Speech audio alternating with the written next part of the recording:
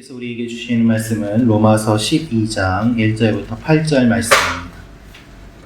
그러므로 형제들아 내가 하나님의 모든 자비하심으로 너희를 권하노니 너희 몸을 하나님이 기뻐하시는 거룩한 산 제물로 드리라. 이는 너희가 드릴 영적 예배니라. 너희는 이 세대를 본받지 말고 오직 마음을 새롭게 함으로 변화를 받아 하나님의 선하시고 기뻐하시고 온전하신 뜻이 무엇인지 분별하도록 하라. 내게 주신 은혜로 말미암아 너희 각 사람에게 말하노니 마땅히 생각할 그 이상의 생각을 품지 말고 오직 하나님께서 각 사람에게 나누어 주신 믿음의 분량대로 지혜롭게 생각하라. 우리가 한 몸에 많은 지체를 가졌으나 모든 지체가 같은 기능을 가진 것이 아니니 이와 같이 우리 많은 사람이 그리스도 안에서 한 몸이 되어 서로 지체가 되었느니라. 우리에게 주신 은혜대로 받은 은사가 각각 다르니 혹 예언이면 믿음의 분수대로, 혹 섬기는 일이면 섬기는 일로, 혹 가르치는 자면 가르치는 일로, 혹 위로하는 자면 위로하는 일로, 구제하는 자는 성실함으로, 다스리는 자는 부지런함으로, 긍휼을 베푸는 자는 즐거움으로 할 것이니라. 아멘. 구원에 대한 이야기를 한 바울은 이제 그리스도인이 어떻게 살아야 되는지에 대한 이야기를 하고 있습니다. 오늘 말씀의 핵심은 서로 돌아보고 사랑하고 한 공동체를 이루라는 것입니다.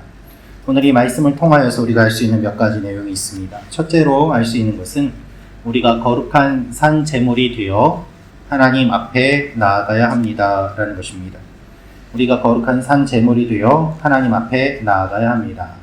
우리 1절 말씀 다시 한번 읽어보도록 하겠습니다. 시작. 그러므로 형제들아 내가 하나님의 모든 자비하심으로 너희를 권하노니 너희 몸을 하나님이 기뻐하시는 거룩한 산 제물로 드리라. 이는 너희가 드릴 영적 예배니라. 아멘. 로마서 말씀은 로마에 있는 그리스도인들을 위하여 쓴 편지입니다. 따라서 이방인으로서 유대인의 구원을 어떻게 봐야 되는지, 또 그렇게 구원받은 유대인 그리스도인들, 또 이방인 그리스도인들은 어떻게 서로를 바라봐야 되는지에 대한 그 하나님의 구원의 이야기를 바울이 지금까지 했습니다. 이제 단락이 바뀌어서 그렇다면 구원받은 우리가 어떻게 살아야 되는가에 대한 이야기를 하고 있습니다. 구원이 끝이 아닙니다. 구원받은 자로서의 삶이 있습니다. 구원은 시작이고 이제 삶을 살아가야 되는 것이죠. 여기에서 바울은 로마서 12장 1절 말씀을 통해서 우리에게 산 제물에 대한 이야기를 하고 있습니다.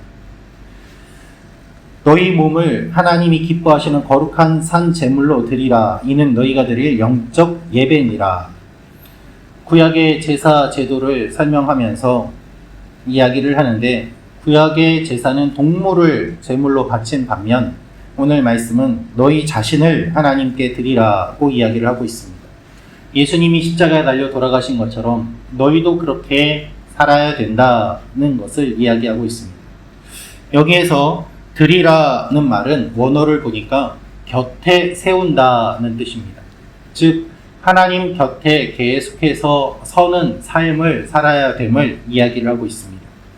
우리의 삶 전체를 하나님께 드리는 이 지속적이고 또 인격적인 헌신을 통해서 언제나 하나님 옆에 서 있어야 됨을 이야기하고 그것을 하나님이 기뻐하심을 말하고 있는 것입니다.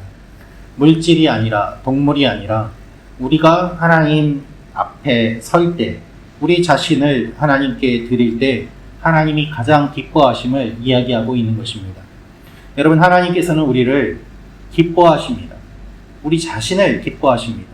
우리가 제물을 드리는 것도 기뻐하시지만 우리 자신을 제물로 드릴 때 하나님이 가장 기뻐하십니다. 형식적인 예배가 아니라 우리 삶을 하나님이 기뻐하시는 삶이 되도록 살아갈 때 우리가 그렇게 영적인 예배를 드릴 때 우리의 삶에 하나님의 놀라운 일이 일어나게 되는 것입니다. 하나님 옆에 계속 서 있는다면 어떻게 하나님의 일이 일어나지 않을 수 있겠습니까? 그러므로 바울은 우리를 산 제물로 하나님께 드리라고 이야기하고 있습니다. 오늘 하루 하나님 앞에 거룩한 산 제물로 나아가는 여러분과 제가 되기를 축원합니다. 10월의 첫날 예배로 시작하는 우리가 이번 한 달도 계속해서 예배 가운데 주님과 동행하는 이 한 달이 되기를 축원합니다. 두 번째로 할 수 있는 것은 하나님이 주시는 분량대로 생각해야 합니다 라는 것입니다. 하나님이 주시는 분량대로 생각해야 합니다. 3절 말씀 같이 읽겠습니다. 시작. 내게 주신 은혜로 말미암아 너희 각 사람에게 말하노니 마땅히 생각할 그 이상의 생각을 품지 말고 오직 하나님께서 각 사람에게 나누어 주신 믿음의 분량대로 지혜롭게 생각하라. 아멘. 바울은 교만하지 말 것을 이야기하고 있습니다. 높은 마음을 품은 이방인 신자들은 이 신자들에게 경고할 때 이 표현을 사용하고 있는 것입니다. 로마는 많은 신들을 섬겼습니다. 그리고 또 그 신을 섬기는 것을 당연하게 여겼습니다. 오히려 많은 신이 아니라 유일신을 섬기는 것을 지혜가 없고 지식이 없고 하등 종교다라고 여길 정도의 문화여 분위기였습니다. 그렇기 때문에 하나님 한 분만을 믿고 예수 그리스도를 믿는다는 것에 대해서 하나님을 믿지 않는 로마인들, 그리고 또한 그 문화 속에서 예수님을 믿게 된 사람들 그 가운데 은연중에 교만한 생각이 자리 잡게 되고 다른 생각이 자리 잡을 수 있음을 바울은 누구보다도 잘 알고 있었습니다. 사람들이 가지고 있는 교만한 마음이 들어오면 공동체를 파괴하게 되고 믿음을 잃어버리게 만듭니다. 자기가 최고라고 생각하면 남을 포용하지 못하게 되고 결국 모래알처럼 나뉘어져서 하나님의 교회가 세워지지 않게 됩니다. 그래서 바울은 믿음의 분량대로 지혜롭게 생각하라 라고 이야기를 하고 그 뒤이어서 4절부터는 지체에 대한 이야기를 하는 것입니다. 하나님께서 주시는 믿음의 분량대로 서로를 바라보고 그리고 교만하지 않게 지체를 포용하면서 그렇게 지내야 됨을 이야기하고 있는 것입니다. 여러분, 교회는 하나님을 믿는 사람들의 모임입니다. 사람은 각각 다르고 또 어떤 사람은 여러 일을 할 수도 있고 어떤 사람은 한 가지 일도 제대로 못할 수도 있습니다. 각자 할 수 있는 것이 다르고 잘 할 수 있는 것이 다릅니다. 그러나 이렇게 각각 다른 사람이 다 같이 모여서 하나님의 영광을 나타내는 것이 교회입니다. 한 사람만 뛰어나게 잘하는 것이 아니라 모든 사람이 하나님 앞에 다 쓰임받는 것, 그것이 교회 공동체이기 때문에 바울은 그 이야기를 하면서 믿음의 분량대로 생각하라고 이야기를 합니다. 믿음의 분량이라는 말은 타인을 향해 교만하거나 업신여기거나 비판하지 않는 태도를 의미합니다. 상대를 배려하는 지혜를 이야기합니다. 그래서 이렇게 서로를 향해 친절하고 진실되게 반응할 때 하나님께서 교회를 건강하게 세워가시고 하나님의 영광을 나타내실 것임을 바울이 여기에서 이야기하고 있는 것입니다.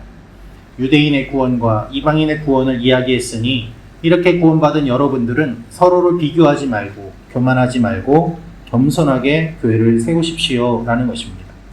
우리 교회 안에도 여러 지체들이 있습니다. 연약한 지체들도 있습니다.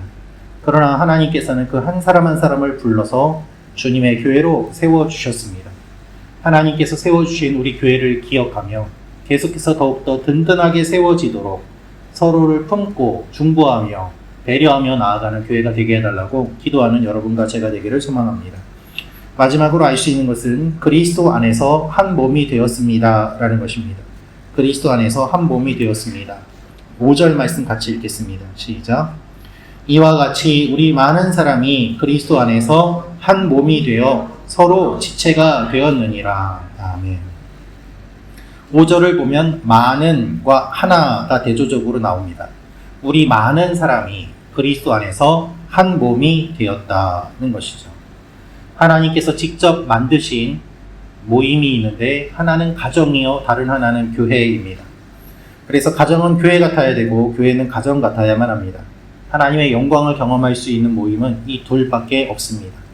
바울은 각 사람이 가진 은사는 몸 전체를 위한 기능을 담당한다고 이야기합니다. 나를 위해 은사를 사용하는 것이 아니라 주님의 교회를 위해 은사를 사용하고 다른 사람들을 세우기에 은사를 사용할 때 그 은사가 풍성해지고 하나님의 일들이 일어나게 됩니다. 여러분, 예수님이 아니면 만날 일이 없는 사람들이 모였습니다. 당시의 로마의 교회는 더욱더 그랬습니다. 주인과 종이 있고 유대인과 이방인이 있고 남자와 여자들이 있었습니다. 이들이 어떻게 한자리에 모여서 예배를 드릴 수 있습니까? 예수님이 아니면 불가능한 일입니다. 그래서 많은 사람들이 있지만 예수 그리스도 안에서 하나가 되라고 이야기하고 있습니다. 반대로 이야기하면 예수님이 없으면 서로 분열과 갈등과 반목과 다툼만 생길 수밖에 없다는 이야기입니다. 교회는 그리스도를 중심으로 하지 않으면 아무것도 할 수 없습니다. 우리 마음도 그렇습니다.